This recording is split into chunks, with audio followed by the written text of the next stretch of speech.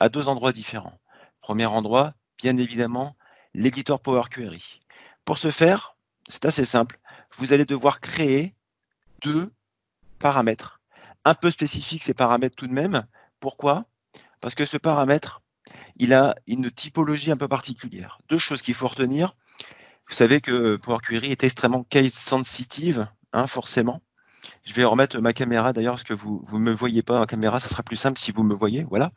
Ce premier paramètre, le range start, et deuxième, le range end, doivent être strictement écrits comme ça. Deuxième point, il doit forcément être d'un type data et heure. Je dis bien date et heure. Une fois qu'on a implanté ces deux paramètres, charge à nous, entre guillemets, d'aller venir dans la table qui va bien. Par exemple, c'est une table ici d'historique de millions de produits. Et ce que je cherche à faire, c'est de ne remonter uniquement les produits qui ont été mis à jour dans la dernière journée, par exemple. Eh bien, tout simplement, ici, on va aller dans notre requête et tout simplement lui implanter ce filtre en lui disant, eh bien, par rapport à la date de mise à jour de cet article, tu ne vas remonter que les articles qui sont dans le paramètre que je viens de créer, entre eux et entre. Attention tout de même, c'est extrêmement important quand vous implantez ce genre de paramètres de ne pas de faire de double égalité. Pourquoi?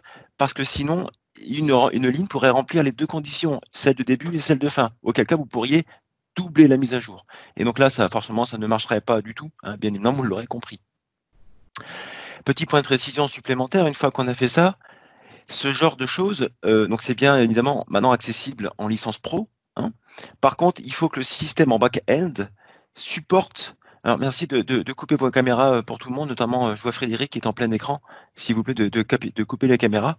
Et cette fonctionnalité va forcément travailler uniquement avec des jeux des datasets, des jeux de données, des systèmes qui comportent et qui supportent le query folding, notamment SQL Server et d'autres systèmes de gestion de base dites relationnelles. D'accord?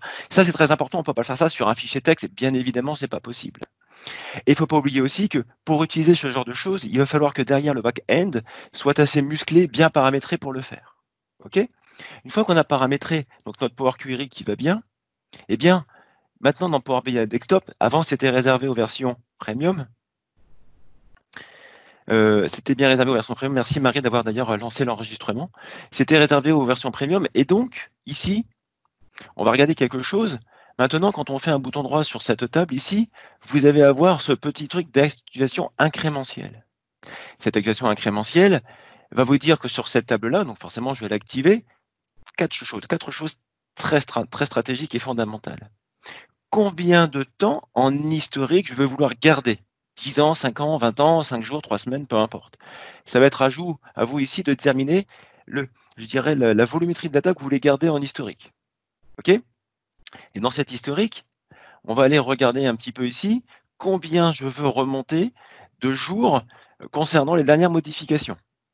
Quelle ligne je veux actualiser. Dans mon jeu de données, a priori, uniquement un jour. Ça me suffit. Une autre possibilité, c'est la détection des changements de données. Ça veut dire qu'a priori, à partir du moment où il y a une donnée qui va changer, hop, je vais la remonter. En plus de l'autre critère. Okay, et est-ce que je veux uniquement actualiser des jeux de complets de données, des éléments complets? Pourquoi? Ça sert à quoi cette chose-là, les éléments complets par jour? Ça veut dire que si j'ai des choses qui sont en train de se faire dans la journée, je vais demander à Power Query d'attendre que la journée se passe complètement pour actualiser la chose, pour être sûr d'avoir une exhaustivité complète de la donnée. D'accord? Une fois qu'on a fait tout ça, deuxième point qu'il va falloir que vous ayez en tête, entre guillemets, c'est la chose suivante. À partir du moment où vous allez publier ce jeu de données sur le Power BI Service, d'accord, il va se mettre en place et uniquement sur le service, il ne se met pas dans le Power BI Desktop. Ça veut dire que si vous réenvoyez un jeu de données sur Power BI Desktop, vous allez potentiellement écraser cette chose. Et vous ne pouvez pas retélécharger un Power BI qui est sur le service en PBIX pour le réutiliser. Il se peut que vous perdiez de la data, forcément, parce que lui, il va créer des cubes derrière, des dimensions. D'accord? Point de précision importante pour vérifier que ça fonctionne. Vous remarquerez qu'ici, je suis connecté par SSAS avec mon Management Studio. Et je voudrais vous faire voir deux petites choses quand même très importantes. Ici, vous avez vu tout à l'heure que ma table de dimension des produits était une table que j'avais soumise à cette contrainte d'actualisation incrémentielle. Vous remarquerez en bas, tout en bas ici, qu'effectivement, il a bien pris en compte que cette table est une query foldable. Ça veut dire quoi? Elle peut être utilisée comme une table d'incrémentation référencée. Donc tout va bien, tout ce qu'on a paramétré fonctionne bien dans son paramétrage. À l'instar d'une autre table, par exemple une table locale, d'accord, qui se calcule par exemple en M ou à la volée, vous remarquerez qu'en bas, cette table-là ici n'a pas ce paramètre. C'est très important. Alors ça, pour moi, c'est une très bonne introduction pour la suite, parce que ici, je suis en train d'interroger un fichier XML-A. Ça me tombe très très bien.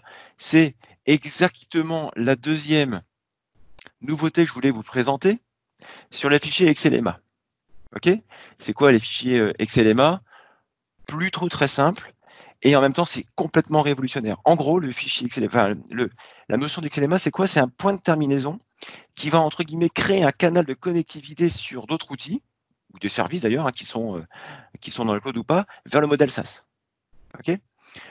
Pour faire simple, en fait, le fichier XLMA, c'est quelque chose qui a été implanté depuis pas mal de temps maintenant dans les SSAS, dans les modèles SSAS hébergés sur SQL, hein, qui sont déjà depuis longtemps implantés. Et maintenant, ça, on l'a en disposition maintenant dans Power BI.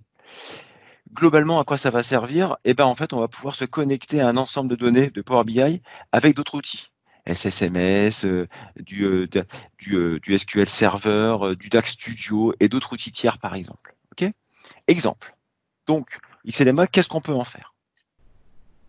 Eh bien, pour ceux qui me connaissent, pour les 90 personnes qui sont présentes là, pour ceux qui me connaissent, j'adore mettre des fonctionnalités en face à un métier, dans un use case. Okay, alors, je vais essayer de les faire simples, ces use cases. Premier use case qu'on pourrait avoir, c'est que vu qu'on va avoir accès à ce fichier XLMA qui est en fait un petit peu entre guillemets un petit peu un back-end de notre Power BI, première chose qu'on va peut-être pouvoir faire, on va se connecter grâce par exemple à Management Studio, à mon Workspace Premium, parce que, petite précision pour l'instant, c'est en Premium. Okay, ceci étant, vous allez voir, on va pouvoir faire des choses intéressantes. Je vais donc me connecter ici à mon Workspace qui est en Premium, en capacité Premium. Okay, je vais choisir un jeu de données qui est celui-ci que j'ai pris pour mon exemple. Et on va peut-être faire quelque chose, une nouvelle requête. Ici, je vais me connecter. Voilà. Parfait. Et le temps qu'il se connecte à mon cube de Premium, eh bien, vu qu'on est en SQL, on va pouvoir faire des choses extrêmement intéressantes, très basiques, qui est simplement la surveillance des connexions à mon jeu de données ou à mon workspace. Pour ceux qui sont un petit peu aficionados de SQL, je vais la faire très simple, hein, parce que je ne vais pas ici vous faire quelque chose sur SQL. D'ailleurs, vous avez un autre canal là-dessus animé par des experts de SQL et de la data, mais ici, moi, ce qui m'intéresse, c'est de voir un petit peu comment ça fonctionne. Si je lance cette requête, je vois que deux personnes sont connectées. Enfin, il y a une personne qui est en select, une personne qui est connectée à mon tenante. Alors, on pourrait ici imaginer faire quelque chose d'assez simple. C'est que si je me connecte avec un autre compte, par exemple, ici, je vais le faire rapidement, je vais me connecter. Voilà. On va essayer de voir un petit peu ce qui se passe. Je vais prendre un autre compte que j'ai créé pour la démonstration, qui fait partie, ou pas d'ailleurs, mais qui fait partie de mon tenante. Voilà. Je vais aller y mettre le petit mot de passe. Exactement, comme ça. Voilà, parfait. Je vais le récupérer. Et forcément, il est ici. Je le copie dans mon fenêtre d'authentification. Je ne vais pas me connecter, je suis en navigation privée. Je vais aller jeter un petit coup d'œil au workspace uniquement auquel j'ai accès, notamment celui-ci. Okay, et puis, je vais aller faire un petit tour un petit peu sur cette application-là. Je vais le laisser tranquillement travailler et je vais relancer cette requête. Magiquement, ici, je peux donc surveiller en temps réel, ni plus ni moins que du temps réel. Je vais pouvoir surveiller qui fait quoi, qui consulte quoi, à quelle heure, par quelle session, etc. Voilà l'une des fonctionnalités spécifiques qu'on pourrait faire avec le XLMA. Moi, j'adore. OK ? Toujours pas de questions, Marie, particulière? Marie? Non. Bon, non, pas de questions particulières. C'est parfait. Je peux continuer ma démonstration, parfait. Donc ça, c'est le premier point. Deuxième point qu'on va pouvoir aussi aller faire avec notre fichier XLMA. Alors ça, c'est complètement novateur. C'est la notion de ce qu'on appelle les calculation groups, les groupes de mesure. D'accord? Qu'est-ce que c'est qu'un groupe de mesure? Alors, on va faire encore une fois très simple. Par un outil tiers, le Tabular Editor, qui est assez connu dans notre métier de la data, pour le coup, je vais aller ouvrir ici, eh bien, mon workspace. Je vais me connecter, très simplement. Et quand tout se passe bien, alors vous verrez ici, hein, on a des niveaux de compatibilité. Pour utiliser ça, il faut un minimum, il faut être au-delà des 1500. Okay, sinon, ça ne fonctionne pas. J'ouvre un jeu de données qui est compatible. Je vais retrouver ici, grâce à cet outil, mais pas que d'ailleurs, hein, mes tables, potentiellement mes relations. Est-ce qu'elles sont de 1 à plusieurs, vers qui, etc. D'accord? Si j'ai implanté des rôles, on le verra tout à l'heure, mes rôles, et notamment ici, des tables.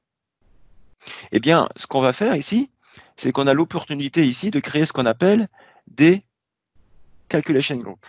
J'en ai créé pour la démonstration, bien évidemment.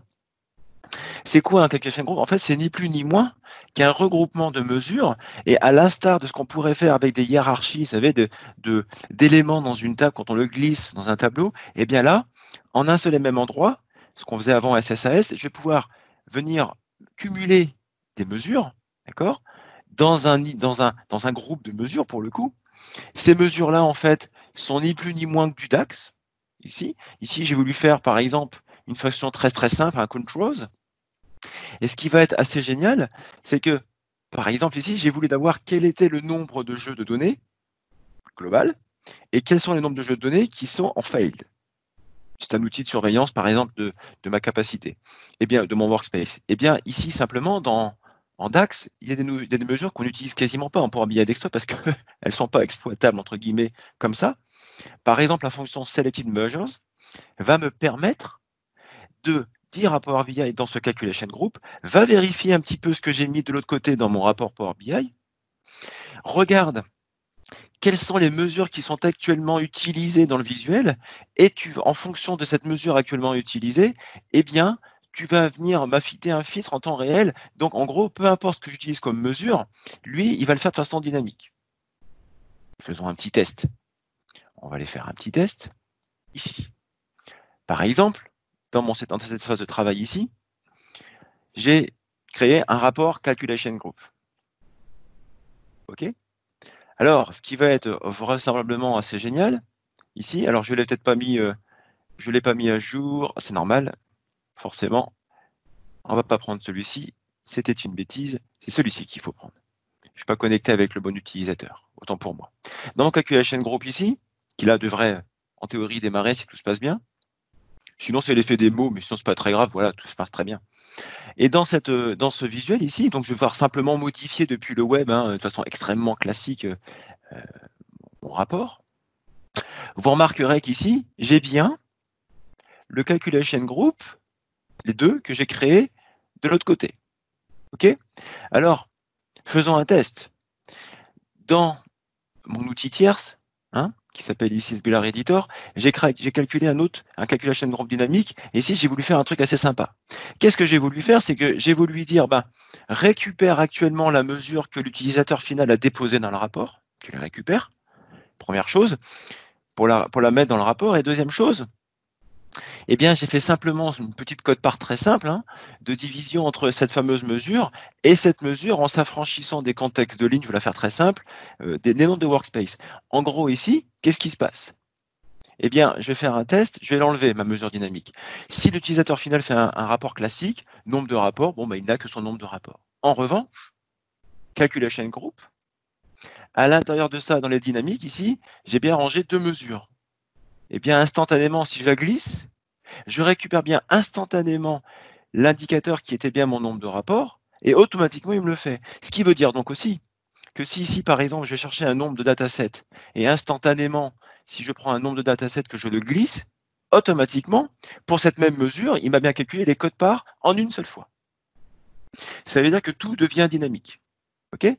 Au même titre, ce qu'on ne pourrait pas faire traditionnellement avec des champs classiques, si ça, je le glisse au-dessus, eh bien, pour chacun, ou carrément même au-dessus, ce sera encore plus pertinent, si je veux avoir la répartition directement, et ben voilà, j'ai mes 2 indicateurs qui apparaissent, et donc j'ai fait un groupe de calcul. Alors, bien évidemment, derrière, il y a un peu de choses à faire. Il y a quelques prérequis, il ne faut pas faire n'importe quoi.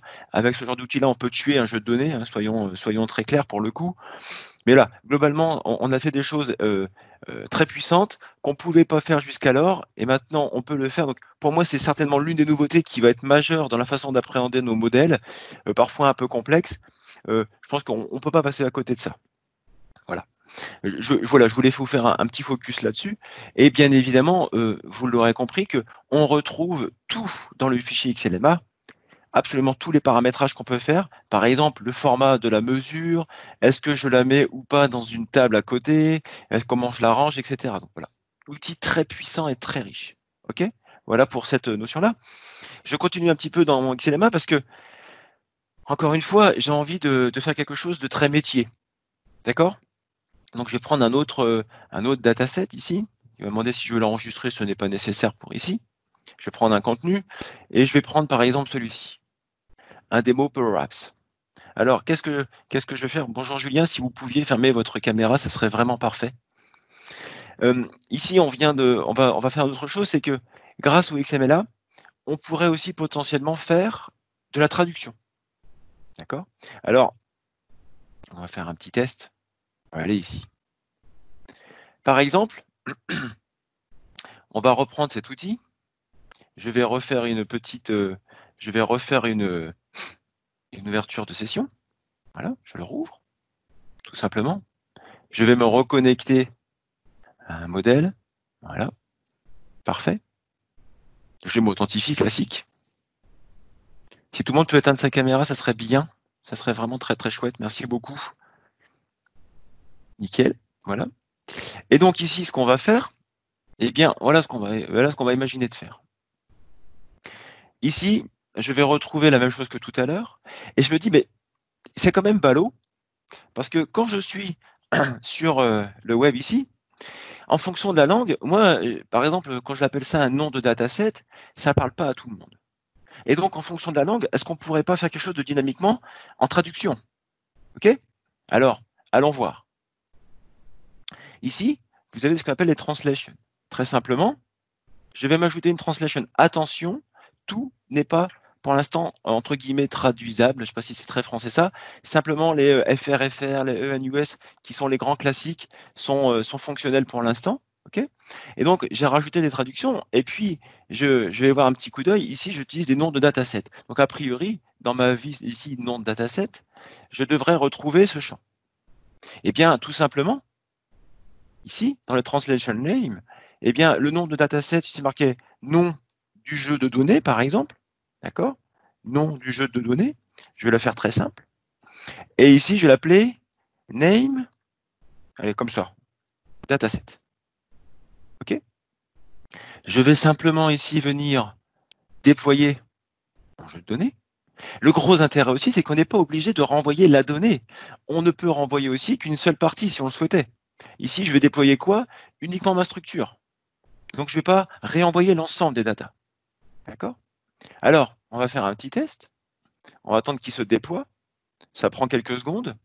Je vais venir ici. Je vais donc venir rafraîchir un peu, entre guillemets, ce jeu de données. Et boum! Je ne sais pas si vous avez remarqué, mais ici, instantanément, il m'a pris ma traduction.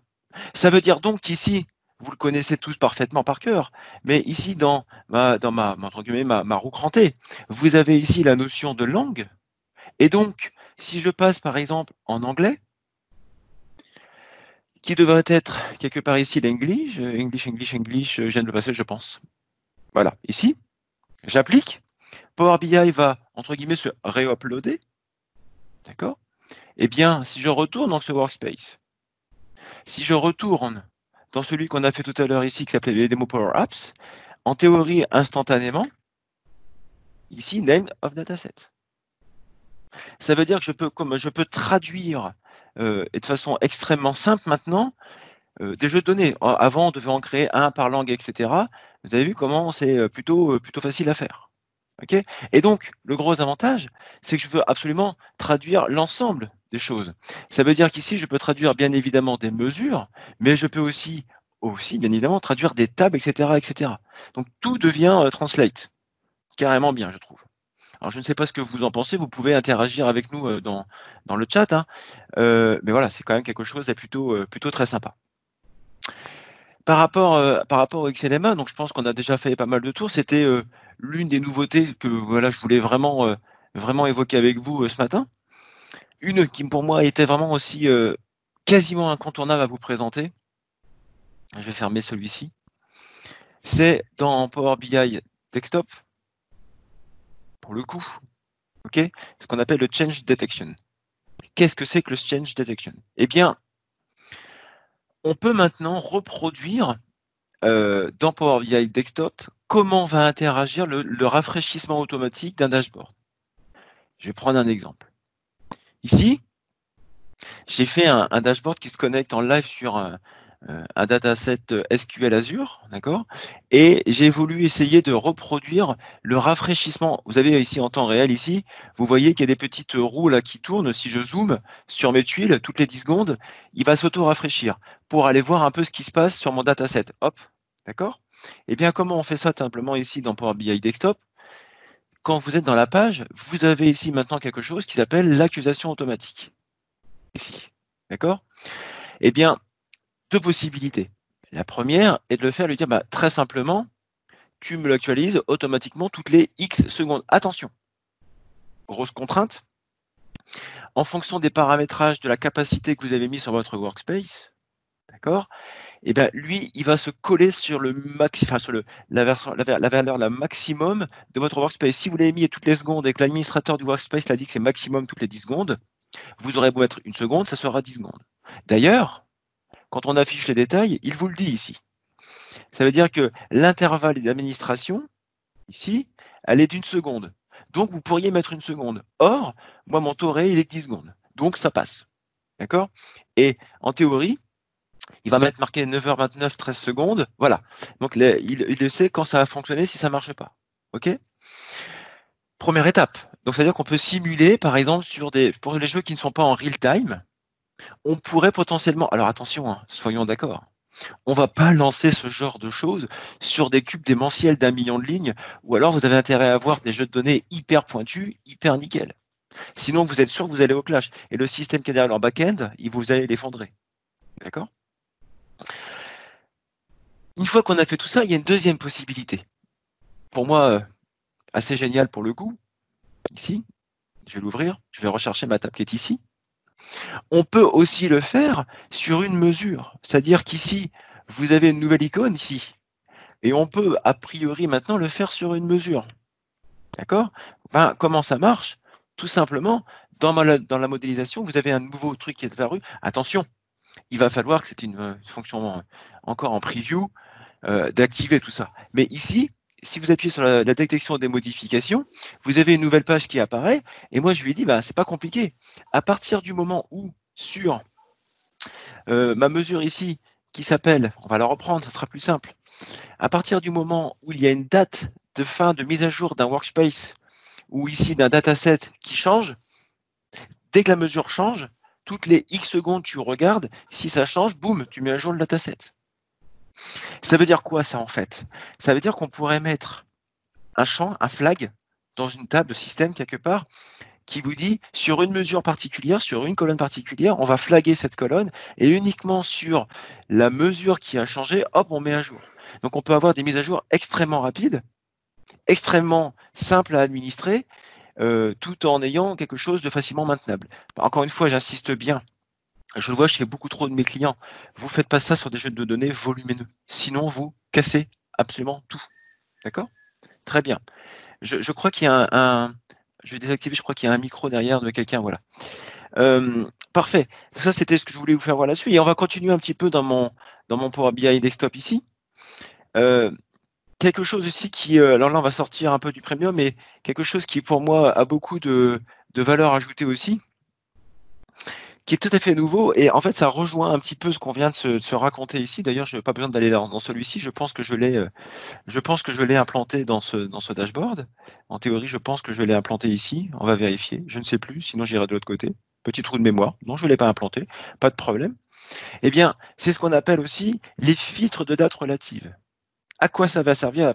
En fait, c'est un petit peu, je dirais, lié à ce qu'on vient de voir à l'instant, parce que si on rafraîchit des jeux de données toutes les secondes, minutes, ou je ne sais pas d'accord quel intervalle, eh bien peut-être qu'on va avoir besoin dans mon rapport de ne filtrer que des données très courtes de date, et c'est pas la peine de rafraîchir 10 ans alors qu'on fait une mise à jour toutes les secondes. Peut-être qu'on veut mesurer que la journée entière ou que les 10 dernières minutes. D'accord? Eh bien, voilà ce qu'on va faire. Je fais une petite aparté. Marie, est-ce que tu peux prendre une petite screenshot du nombre de participants? C'est symbolique, nous sommes 100 participants. Merci beaucoup. C'est vraiment très agréable pour nous. Voilà, c'était le petit coup de fun. Merci Marie de faire un petit screenshot, ça fera un beau souvenir. Je reviens à mes moutons. Ici, en fait, l'idée, c'est de faire ce qu'on appelle un filtre de date relative. À quoi ça va servir? Eh bien, regardez ici, dans mon volet, je vais peut-être filtrer pour vos yeux, pour ceux qui ne sont pas en plein écran. Ici, vous avez le grand classique des filtres, hein, la date ici qui s'appelle avancée, mais aussi de base, mais surtout relative. Ça veut dire que maintenant, on va pouvoir lui dire, en fonction de ça, vu qu'on peut potentiellement mettre à jour des jeux de données toutes les X secondes ou minutes, eh bien, ramène-moi tout ce qui est dans le quoi. Et bien maintenant, les heures, les minutes, tout ce qui est, par exemple, dans les 10 dernières heures, dans les dernières minutes, etc. Ou alors le faire sur de la date. Tout ce qui est dans le dernier classique, jour, mois, semaine, année civile, etc. Ça, c'est une nouveauté qui est... faut pas la prendre comme ça à la légère, ça va franchement aider énormément de personnes. Avant, on devait faire des trucs un peu compliqués pour s'en sortir. Maintenant, on a ça. Avant, des slicers et tout, c'était pas très agréable. On a cette fonctionnalité qui est pour moi maintenant devenue incontournable vu tout ce qu'on vient de voir avant. OK? Il est quelle heure? Il est 9h33, ça va, j'ai encore, on va dire, un bon petit quart d'heure devant moi. Je pense que ça devrait le faire. Je reviens ici. Je continue dans ce rapport-là. Une nouveauté qui, pour moi, elle semble... Ouais, je crois qu'au quotidien, mes clients, quand ils ont vu ça, ils m'ont dit ouais, ça y est, on a révolutionné le Power BI, je crois. Vous savez tous que je ne vais pas vous le faire voir, hein, dans les fichiers options de Power BI, ici, vous avez dans les fonctionnalités en préversion des choses à cocher. Après, il ne faut pas forcément tout cocher, mais une qui va devenir très intéressante, c'est ce qu'on appelle le changement de visuel par l'utilisateur. Pour l'activer, au-delà du fait que c'est une fonction en preview, bien évidemment, il y a aussi autre chose à activer, c'est que dans les options du rapport, ici, vous devez dans les paramètres, une fois que vous avez activé la preview, vous devez aussi autoriser à personnaliser les visuels. On vous rappelle bien évidemment que c'est de la préversion. Globalement, préversion, c'est quoi? Potentiellement, ça peut être amené à évoluer, changer, ou c'est pas forcément tout ce qui est de plus stable. J'ai jamais vraiment eu beaucoup de problèmes, sauf sur des trucs un peu particuliers, mais globalement, bon, voilà. Oui, pour répondre à la question, est-ce qu'on a les fonctionnalités dans Power BI Pro? Bien évidemment. Ça, c'est complètement dans le Pro. D'accord? Je reviens, donc une fois qu'on a activé ça, vous allez avoir des icônes qui vont apparaître. Je prends un visuel.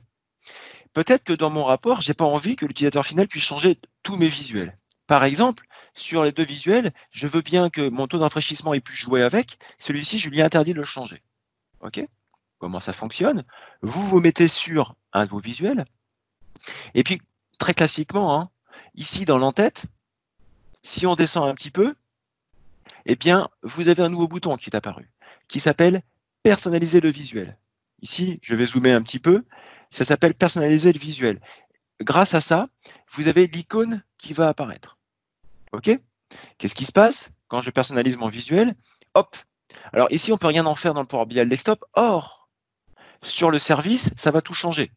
Ici, pour des raisons de démonstration, je lui dis « Je ne t'autorise pas, ici, à personnaliser le visuel. C'est interdit. » OK? Qu'est-ce qui se passe si on va sur le web? Eh bien, de façon très sympathique, si, bon, je suis encore en anglais, mais ça ne change rien. Allez, c'est un événement francophone, on va se remettre en français. Voilà. Comme ça, au moins, c'est fait. Ah oui, on va aller jusqu'au bout de la logique, bien évidemment. Donc ici, qu'est-ce qui se passe? Je reviens dans mon espace de travail premium, d'accord, dans mon contenu. Ici, je vais réouvrir mon application. Voilà. Et qu'est-ce qui va se passer? Eh bien, sur le web, je vais me mettre en full screen. Ici, on a une icône qui apparaît. Celle-ci. Alors là, c'est riche. Si utilisateur... Et d'ailleurs, dans celui que j'ai refusé, lui, elle n'apparaît pas, bien évidemment. Quand je clique dessus, on va faire énormément de choses. On va pouvoir changer le type de vise. On va pouvoir échanger ou voir carrément une mesure ou une dimension. On va pouvoir ajouter ou supprimer une légende. On va pouvoir comparer des mesures. On va pouvoir modifier des agrégations. Énormément de choses. Exemple. Grand graphique en secteur, je ne le veux pas en donuts ou en camembert, je voudrais le passer ici en entonnoir. L'utilisateur final va pouvoir le faire. S'il se trompe, il a foutu tellement de bazar qu'il ne sait plus, bon, bah, il peut revenir en arrière, bien évidemment, ou alors il met un petit coup de gomme, il revient à l'état initial. Donc, je vais pouvoir changer de graphique, de style de graphique. Hyper intéressant. Hein. Ceux qui, avant, n'aimaient pas forcément les choses, là, ils vont pouvoir faire leur style de graphique personnel. Je vais pouvoir aussi ajouter une légende. Ici, tout simplement, si je prends mes refresh types, si je veux une légende, je vais pouvoir ici rajouter une légende. En rajouter 2, 3, 4, 5, 6, je vais pouvoir faire tout ce que je veux. D'accord? Je vais la supprimer. Dans mes détails, est-ce que je veux voir un type de refresh ou est-ce que, par exemple, je ne sais pas, je fais n'importe quoi, je veux un refresh ID. D'accord? Voilà, n'a pas de sens. Mais l'utilisateur final peut le choisir lui-même. D'accord? Il peut aussi changer les valeurs. Ça va devenir intéressant. C'est-à-dire qu'au lieu d'avoir un nombre ici de datasets, je peux cliquer dessus, d'ailleurs je peux en rajouter, j'aimerais avoir le nombre de datasets et, par exemple, ceux qui sont en échec ou ceux qui sont en échec. En fonction du graphique que vous choisissez, bien évidemment, on n'a pas forcément les mêmes fonctionnalités. D'accord? Attention, hein, chaque graphique ne peut pas tout faire. On peut cumuler, on peut rajouter des infobules. Ça veut dire quoi? Ça veut dire qu'une fois qu'il l'a fait, imaginons qu'il ait fait cette présentation-là, d'accord? Eh bien, on va la laisser, je vais sortir. Ici, il va pouvoir, je pense que vous le savez, ici, à chaque fois que vous faites votre propre navigation, il enregistre votre propre signet personnel, entre guillemets. D'accord? Ce qui va être top, c'est qu'une fois qu'il l'a fait, on peut potentiellement le partager avec ou pas les changements que j'ai faits. Ça ne veut pas dire qu'il a changé le rapport initial. Ça veut dire que l'utilisateur final, il dit, tiens, regarde, je t'ai fait un rapport qui est peut-être plus parlant pour toi sans toucher à la création originale, d'accord? Eh bien, je te le partage avec mes changements, avec un petit commentaire. Ici, j'ai changé le camembert en je ne sais pas quoi, etc. D'accord? Franchement, fonction qui va permettre, à mon avis, d'éviter de se dire « Ah, j'aime pas ta présentation à camembert parce que je ne sais pas quoi », ça va quand même, je pense, sous votre contrôle, alléger la partie création, proposer quelque chose et sans avoir trop de connaissances en Power BI, pouvoir modifier rapidement un rapport. D'accord? Parfait. Je vais continuer un petit peu. On est 107, je suis ravi et touché, hein, peut-être autant de personnes, c'est vraiment très agréable. Encore une fois, merci d'être présent à cette heure matinale. Je continue un petit peu dans cette option-là. Alors là, c'est vraiment du détail, mais regardez, juste copier ces visuels. Alors, ouais, PowerPoint, machin, etc. Eh bien, tout simplement, si je le mets dans le presse-papier, d'accord, ici, je devrais avoir un fichier Excel d'ouvert, ici, eh bien, je peux rapidement coller rapidement un petit... Alors, oui, c'est du copier-coller, c'est de l'image, etc., etc.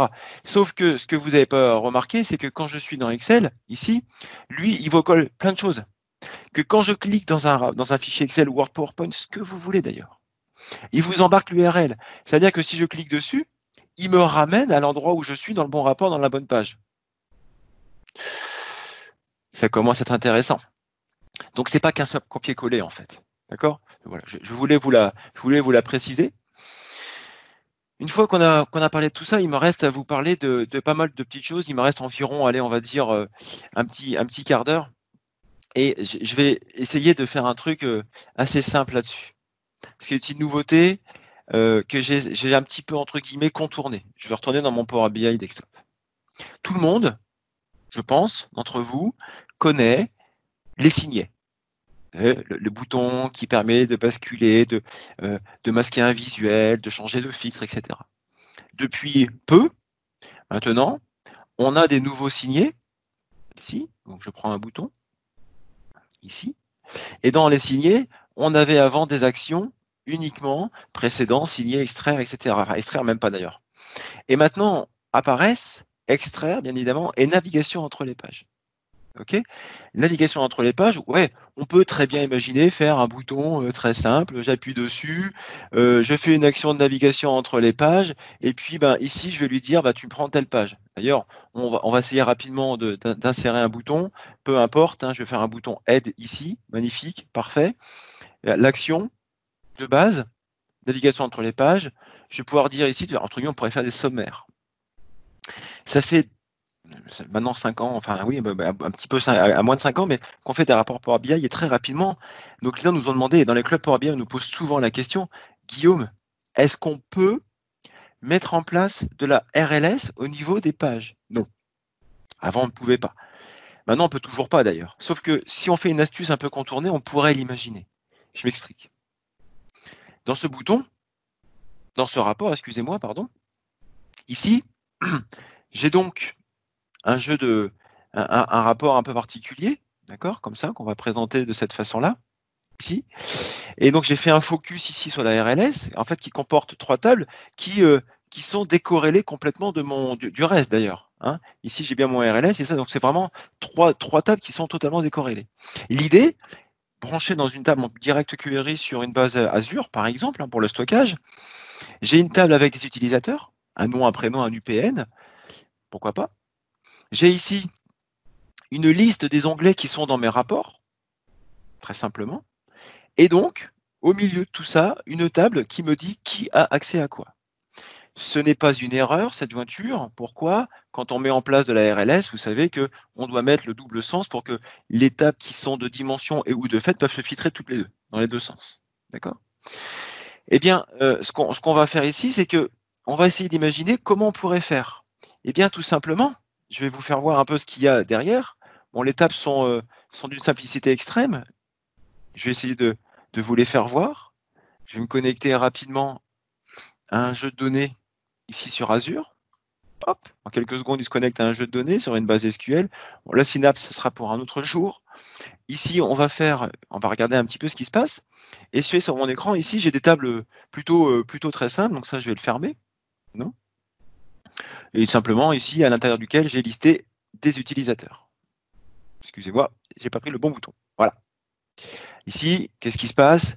Une table très simple avec quelques utilisateurs, d'accord? De l'autre côté, ma table avec mes rapports. Et tout simplement, j'ai fait une table de droit d'accès, ici, qui va me dire, pour chaque utilisateur, on va faire un petit zoom, pour chaque utilisateur, à quelle page il a accès. Okay.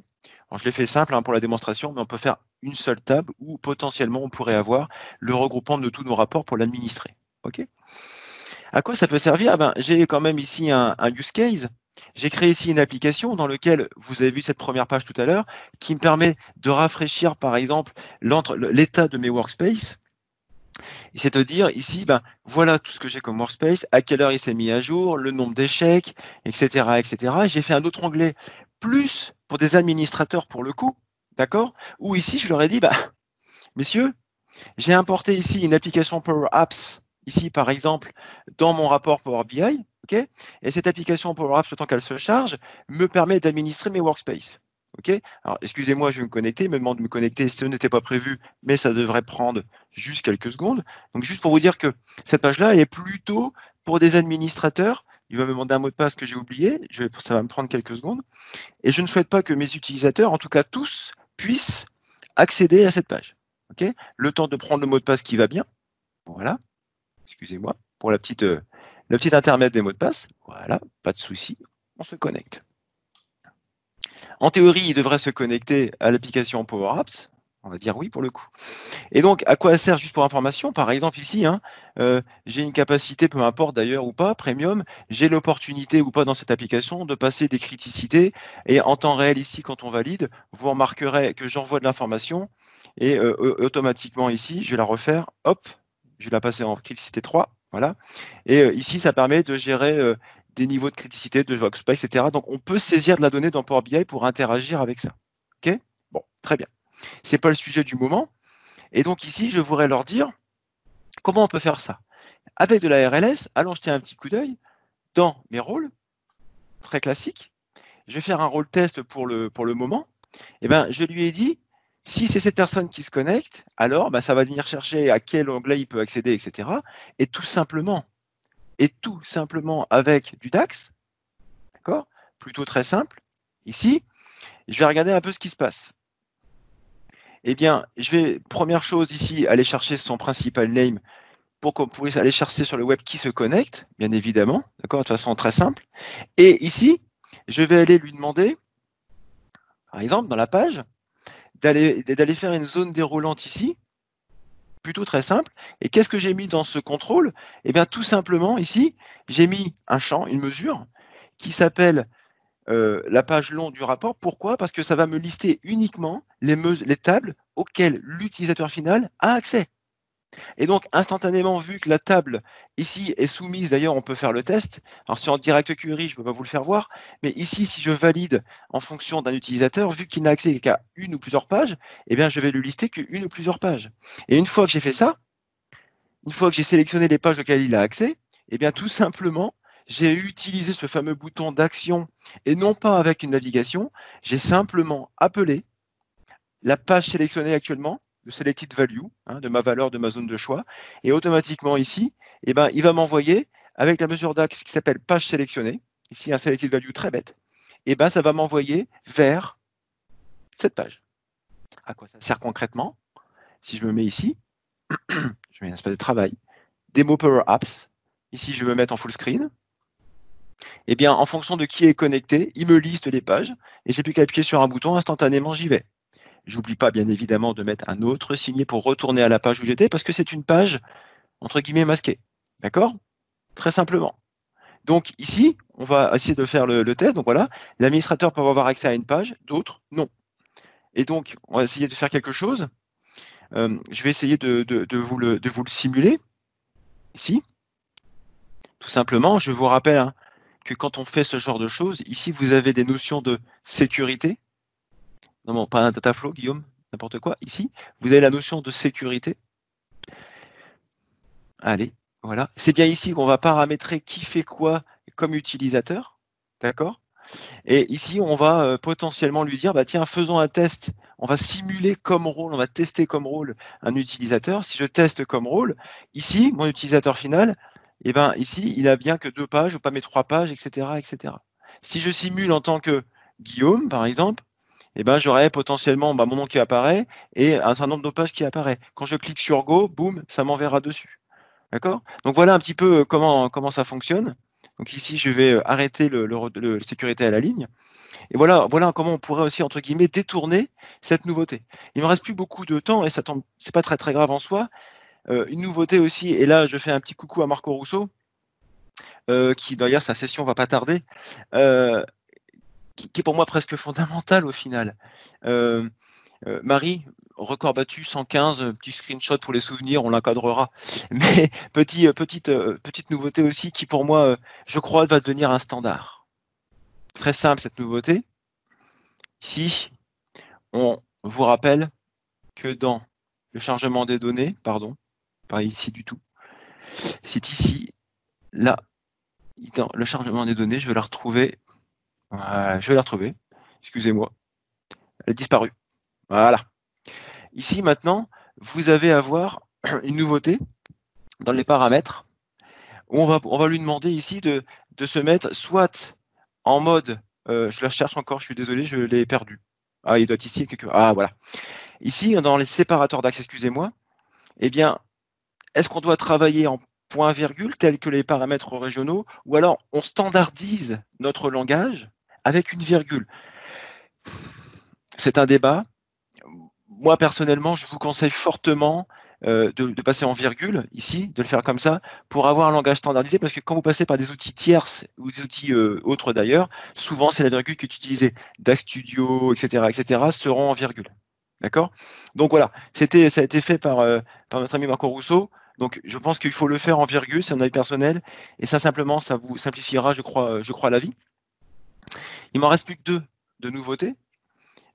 Question plutôt simple, ici, ce qu'on appelle le dataset impact. Quand vous publiez un rapport,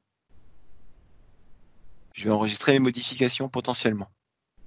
Ici, quand vous le publiez, je vais le republier par exemple dans un espace.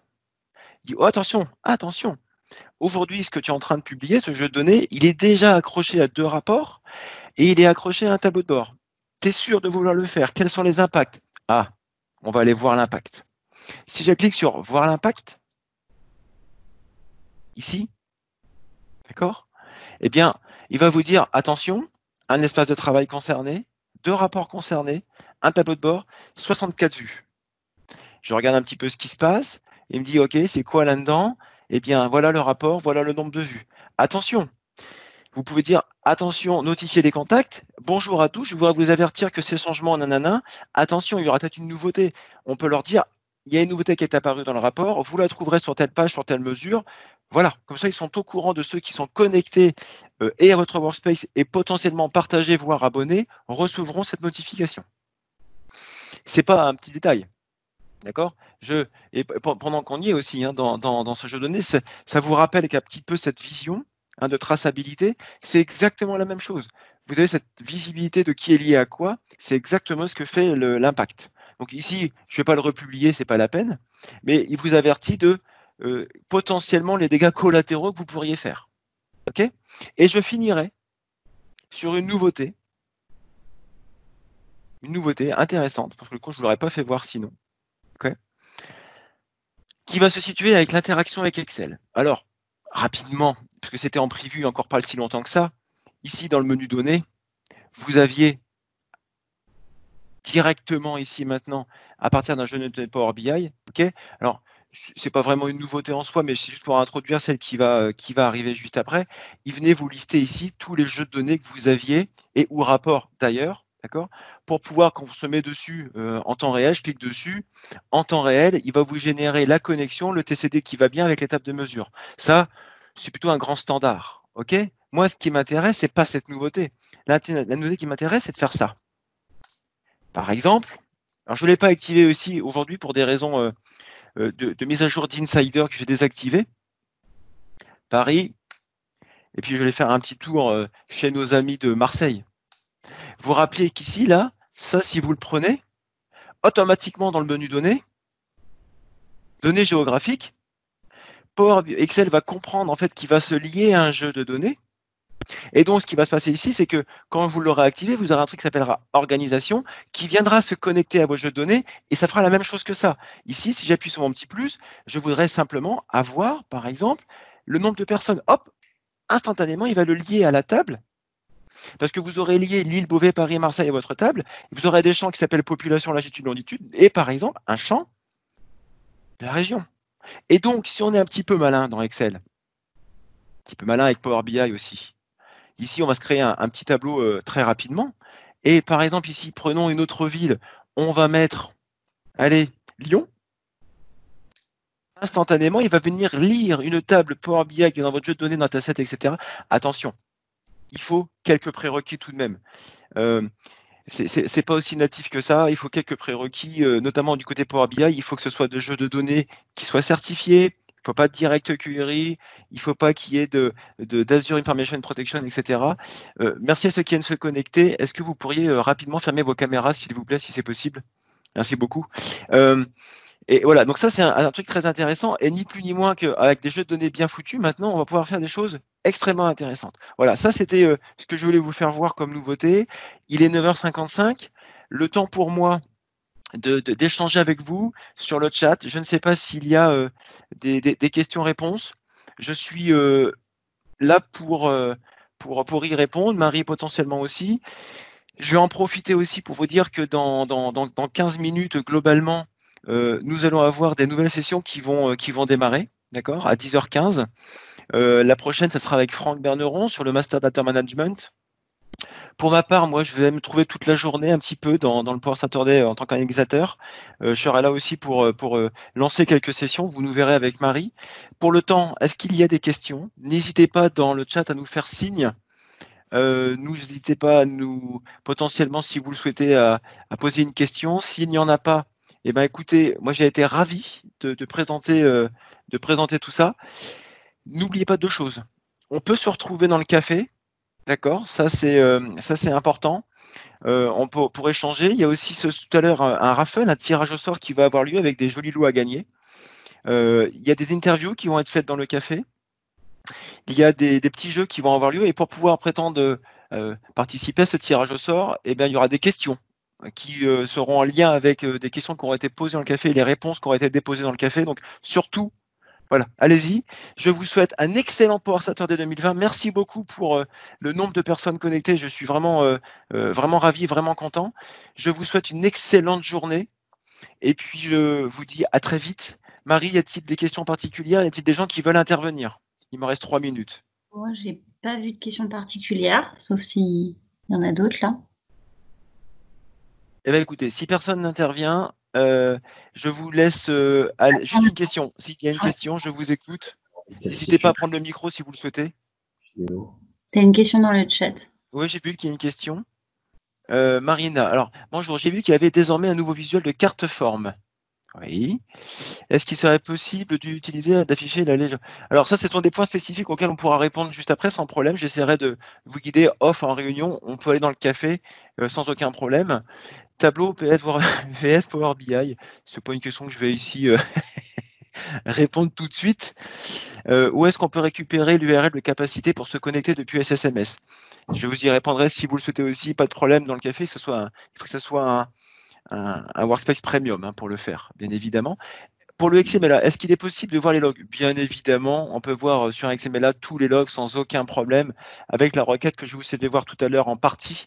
Et de toute façon, dans Power BI, il y a des journaux de logs qui sont générés, donc pas de problème. Et l'astuce RLS n'est pas un bidouillant l'URL à la mano. Je n'ai pas compris la question, Hugo. Mais voilà, possible via la licence pro pour alerter les viewers si le rapport... Oui, bien sûr. Oui, Nicolas, pas de problème pour la licence pro. Pas de problème. Aucun souci. Aucun problème. Y a-t-il d'autres questions? Sinon, je vais mettre bonjour. Ah, il y en a d'autres qui arrivent. Quelle grande différence entre Premium ou Pro en 2020? Beaucoup. Ce serait compliqué d'y répondre en une minute, énormément, ce ne seront pas du tout les mêmes capacités, même si on s'y rapproche.